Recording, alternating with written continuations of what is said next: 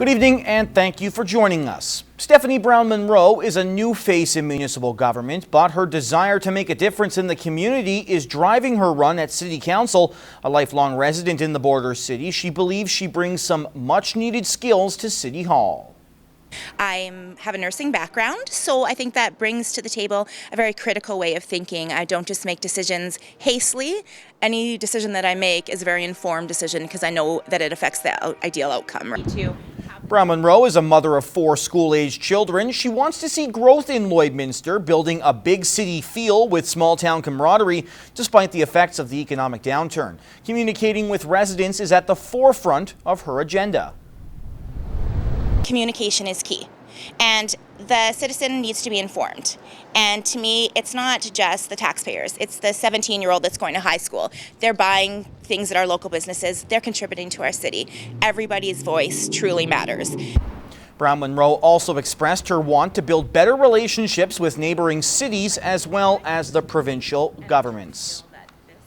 Well, the Lloydminster Kennel and Obedience Club held its 29th annual dog show this weekend at the Lloydminster Exhibition Association, bringing dogs and owners from across both provinces.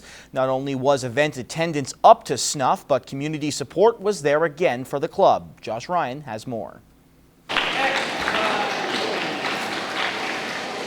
Dogs of all breeds, shapes, and sizes were on display at LloydX this weekend, marking another successful year for the Lloydminster Kennel and Obedience Club's annual dog show. Everything's gone really well. Very proud of a lot of our local dogs in Obedience and Conformation that have done very well. Each year the show features multiple categories for competing in Conformation and Obedience, where independent judges grade the dog's performance. Medicine Hat exhibitor Karen Chant has competed for more than 30 years after falling in love with Italian Greyhounds. I feel like they're a walking piece of art all the time, so you can always appreciate the beauty of them, and they're extremely affectionate. Other dog owners present at the show traveled all the way from the Maritimes to compete. It's something that you really need to be dedicated to, but the bottom line is a well-behaved dog is, of course, a pleasure to own. That dedication is reflective of the Kennel Club, which relies on volunteer work to make the show run. We just want to make it so it's affordable for competitors to come out. Brings a lot of people to Lloydminster, so it's a great show for Lloydminster itself. Even with economic struggles in the community, plenty of items were still donated to the silent auction. We know this year's a little bit harder on a lot of people in Lloydminster, but we had awesome community support. And as a result, the show provided several hours of entertainment for the public while giving canines a chance to enjoy themselves as well. Most dogs, they love having a job to do, and that's their job. And they get a lot of, you can just see how happy the dogs are when they're working. If a dog is not enjoying themselves, they're not going to win, because they have to go out there and they have to have that presence of saying, I'm really enjoying what I'm doing, this is fun. And if you don't do that, if they're shrinking away and they don't want to be looked at, they don't win. Josh Ryan, Newcap News. Well, Vermilion was the place for athletics this weekend. Up first was the ACAC cross-country meet, the 3rd of the season, and the Rustlers were well represented. We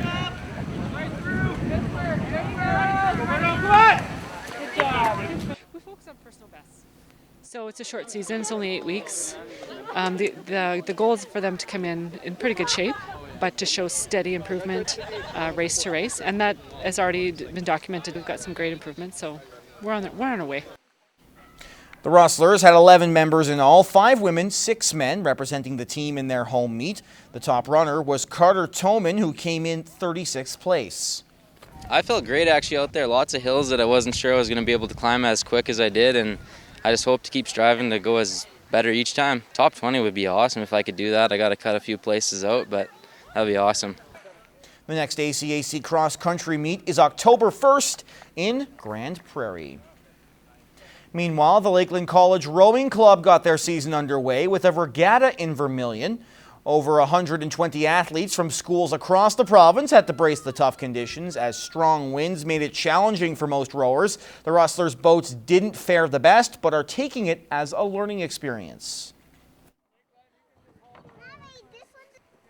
None of us had rowed the boat together before, so that was really good. We had a novice in with 3 seniors, and she got in there right with us, so that was good.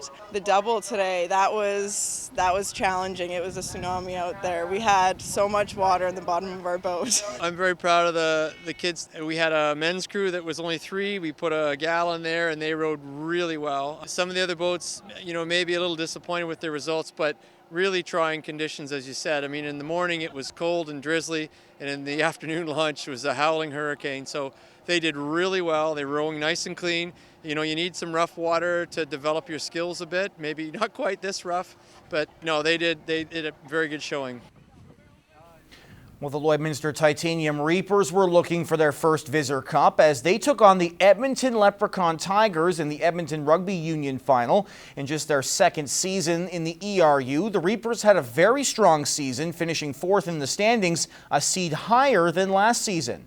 The match between these two clubs in the regular season was a 29-12 final, which saw the Leprechaun Tigers the winners. This one, however, proved to be a much closer game. The Reapers would take the lead of the match, but 2 straight tries by the Leprechaun Tigers would give them a 12-5 lead.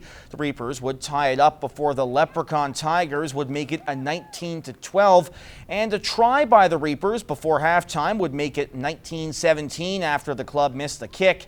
In the second half, the Leprechaun Tigers would score first to make it 24-17, and once again the Reapers would get another try but unfortunately miss another kick, making the score 24-22.